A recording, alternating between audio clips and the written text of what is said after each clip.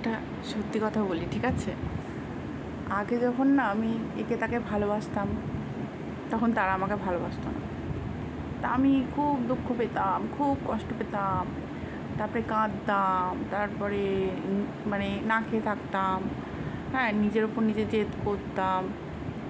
তো তাতেও তারা আমাকে ভালোবাসতো না। আমার প্রচুর ক্ষতি হতো, ঠিক আছে?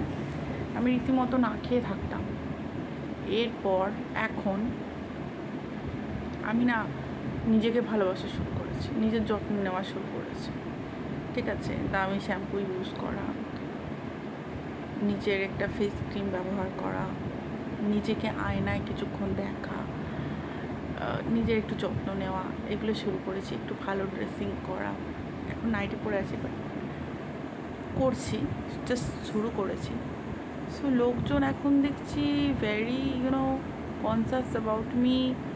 লোকজনের এখন আমার জন্য অনেক সিম্প্যাথি, অনেক চিন্তাভাবনা, এবং আগে যত খারাপ ব্যবহার করতো ওগুলোও দেখছি কমে যাচ্ছে, টেনশান দিচ্ছে, ঠিক আছে? তো কী বলবো বন্ধুরা, কাউকে ভালোবাসলে ভালোবাসা পাওয়া যায় না, নিজেকে ভালোবাসো, দেখবে এমনি ভালোবাসা পাচ্ছ। এটা আমি শিখলাম, আমার এটা লাইফের এক্সপিরিয়েন্স। ভালো থেকো সবাই।